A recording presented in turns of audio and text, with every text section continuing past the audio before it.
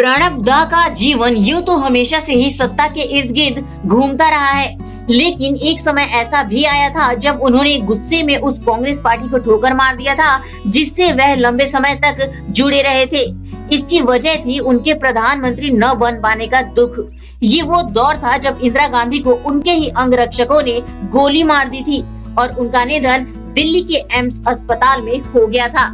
उस वक्त प्रणब दा इंदिरा गांधी की कैबिनेट में वित्त मंत्री की हैसियत से थे, लेकिन उनका राजनीतिक कद काफी बड़ा था।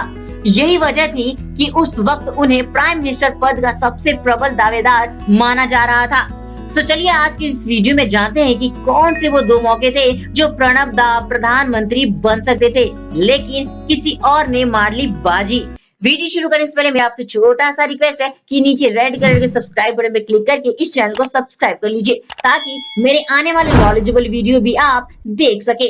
चलिए आज की वीडियो शुरू करते हैं। जिस वक्त इंदिरा गांधी की हत्या हुई उस वक्त वे और राजीव गांधी पश्चिम बंगाल के दौरे पर थे। इंदिरा गांधी की हत्या की खबर सुनते ही दोनों ही तुरंत वापस दिल्ली आ गए। इस घटना के बाद पीएम पद को भरने पर गहरा मंथन चल रहा था। प्रणब दा पार्टी के सीनियर मेंबर थे और काफी इंदिरा गांधी के करीबी भी थे।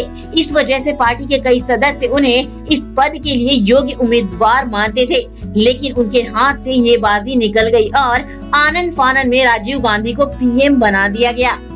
राजीव गांधी संजय गांधी के निधन के कुछ ही समय बाद पार्टी में आए थे और एक अनुभवहीन महासचिव थे। इससे पहले सरकार के कामकाज में न तो उनका दखल था और न कोई अनुभव था। वहीं दूसरी तरफ एक ऐसा सम्मेलन था जहां पर लाल बहादुर शास्त्री के आकस्मिक निधन के बाद गुलजारी लाल नंदा को पीएम कार्यवाहक प्राइम मिनिस्टर बनाया गया था। इसको देखते हुए भी कई लोग प्रणब दा को भावी पीएम के तौर पर देखते थे। पीएम न बनने से नाराज प्रणब दा उस वक्त और खफा हो गए थे और राजीव गांधी की कैबिनेट में उन्हें शामिल नहीं किया और दूसरे लोगों को शामिल किया गया था। इससे दुखी होकर प्रणब दा ने कांग्रेस पार्टी छोड़ दी और अपनी अलग राष्ट्रीय समाजवादी पार्टी बनाई थी। हालांकि कांग्रेस से अलग होकर वो कुछ खास नहीं कर सके थे। आलम ये था कि केंद्र की राजनीति में सक्रिय रहने वाला एक शख्स एक तरह से किनारे पर चला गया था। 1989 में उन्होंने इस पार्टी का विलय कांग्रेस में ही कर दिया था।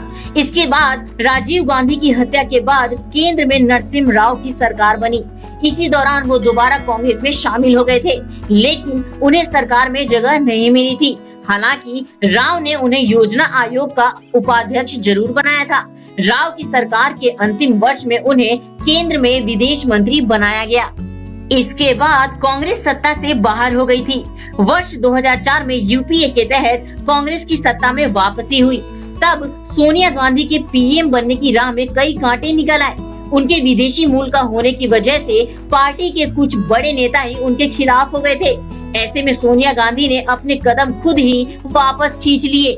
उस वक्त दूसरी बार प्रणब दा के जीवन में पीएम बनने का मौका मिला था, लेकिन ये मौका भी हाथ से निकल गया और नरसिम्हा राव की सरकार में वित्त मंत्री की भूमिका निभाने वाले मनमोहन सिंह को प्रधानमंत्री बना दिया गया। हालांकि उनकी सरकार में प्रणब दा को वित्त मंत्री बनाया गया था। इसके बाद साल 2012 में कांग्रेस ने उन्हें राष्ट्रपति उम्मीदवार बनाया और वो देश के राष्ट्रपति चुने गए। एक बार बीबीसी को दिए गए एक इंटरव्यू में जब प्रणब दा से उनकी कांग्रेस से नाराजगी के बाद बनाई गई पार्टी का नाम पूछा गया था तो उन्होंने कहा कि अब तो उसका नाम भी याद नहीं रहा। खैर, वर्ष 2019 में उन्हें देश के सर्वोच्च नागरिक सम्मान भारत रत्न से नवाजा था। प्रधानमंत्री बनने के ये दो ऐसे मौके थे जहां प्रणब दा को कहीं न कहीं जरूर निराश किया। फ्रेंड्स, उम्मीद करता हूँ दोस्तों कि ये वीडियो आपको पसंद आया होगा। अगर ये वीडियो आपको अच्छा लगा तो एक लाइक बनता है और साथ ही अगर आप इस चैनल पर नए हैं नीचे रेड कलर के सब्सक्राइब बटन पे क्लिक करके इस चैनल को सब्सक्राइब कर लीजिए। फ्रेंड्स, इस वीडियो में अब तक के लिए इतना ही। मिलते हैं अपने नए वीडियो में एक नए टॉपिक के साथ। तब तक के लिए bye bye and take care.